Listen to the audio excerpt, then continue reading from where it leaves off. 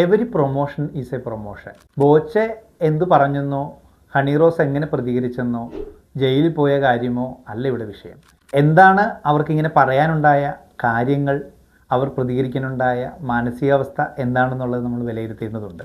ദ്വയാർത്ഥത്തിൽ പറയുകയും മറ്റുള്ളവർക്ക് ഇറിറ്റേഷൻ ഉണ്ടാകുന്ന രീതി ചെയ്യുകയും അത് ചിലർ ആസ്വദിക്കുകയും ചെയ്യുന്നുണ്ട്.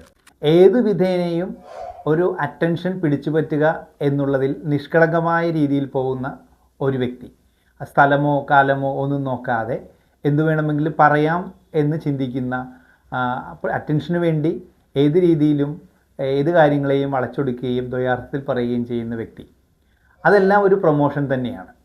അതുപോലെ തന്നെ പ്രൊമോഷൻ്റെ രീതിയിൽ തന്നെ ശരീരത്തെയും അതുപോലെ വസ്ത്രധാരണത്തെയും സൃഷ്ടിക്കുന്ന രീതികൾ നമ്മളുടെ എല്ലായിടത്തും ഇപ്പോഴുള്ള ട്രെൻഡിൽ കാണുന്ന രീതിയിൽ അവർ ചെയ്യുന്നു. അവർ അവരുടേതായ വശം, അവരുടേതായ അഭിപ്രായം മറ്റുള്ളവർക്കും പറയാനുള്ള അവകാശമുണ്ട്. സെലിബ്രിറ്റി ആണെങ്കിലും ഏതു തന്നെയായാലും പറയാനുള്ള അവകാശമുണ്ട്.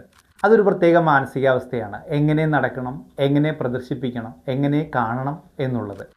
എന്തു തന്നെയായാലും ഇതെല്ലാം ഒരു പ്രൊമോഷൻ്റെ ഭാഗമായി മാത്രം നമ്മൾ കൂട്ടിയാൽ മതി. ഇതെല്ലാം അവർക്ക് പ്രൊമോഷന് വേണ്ടി ലോകം മുഴുവനും അല്ലെങ്കിൽ മലയാള സമൂഹം മുഴുവനും അവർക്ക് ഒരു തരത്തിൽ അല്ലെങ്കിൽ മറ്റൊരു തരത്തിൽ സപ്പോർട്ടാണ് ചെയ്തുകൊണ്ടിരിക്കുന്നത് എന്ന് മനസ്സിലാക്കുക.